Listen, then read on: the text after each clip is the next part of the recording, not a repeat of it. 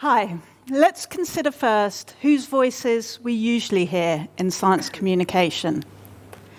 The answer is those that represent the current population of scientists. So, people like these, they're on the BBC. They do a fantastic job. And research, but they don't reflect necessarily our diverse society. And most of them, many of them, are scientists. Indeed, there's some data in the UK to show that the people who do science communication or public engagement, we're mainly white. We're mainly heterosexual, able-bodied, and we are extremely well-educated. Most of us have higher degrees, and most of those degrees are in science. Why does this matter? As Rakib said, if you can't see yourself, if you can't hear yourself in science communication as the gateway to science, how can you be part of the scientific world? So, how do we diversify the audiences and the producers of science communication? My projects, AudioLab and MixLab, set out to build alternative science communication talent, and talent that doesn't come from a traditional and privileged background. I work with a radio station called Reform Radio. They're a digital radio station. They produce and broadcast the best in music and culture worldwide from their base in Manchester in the UK.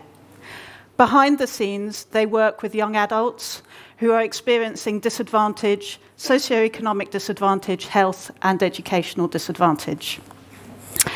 Over an intense 2-week period, we bring them together because they all self-identify as having creative talent.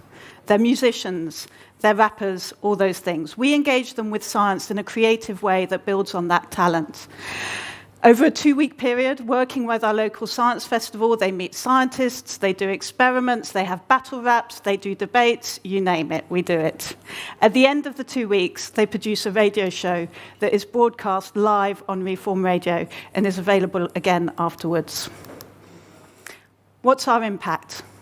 So the young adults that we work with every year, and we've done this since 2016, their science capital is increased.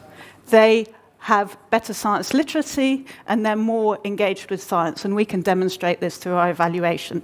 Some of them, like Tito here, who's a superstar, they go on to carry on their work in science communication. They take apprenticeships, freelance roles in science communication and wider communication. Tito now works with researchers to communicate topics such as genetics and mental health research. The show that they produce, it reaches around 2,500 people when it's broadcast live, and in the 6 months after, up to around 10,000 people. And we know that the people who are listening to this are the people that might not normally engage with science. So we work a lot with researchers as part of the program, and we know that the researchers take a lot from this too. They approach their science differently. They approach their science communication differently. They incorporate different voices into their research. And finally, our organisations. I work in a research-active hospital, and we now have an enduring partnership with a social change organisation. And the effects of that partnership are felt elsewhere in our organisations. We know how to work with young adults more. Reform broadcasts more science-related content. So, what have we learnt? We've learned how to change the picture that you first saw in the first slide. So, this is AudioLab 2017. There's a care leaver, a refugee, several with living experience of mental health, all working towards science communicators. We've worked with their assets, not their disadvantage. I've embraced the chaos of working with young adults at disadvantage, and believe me, they're an amazing group.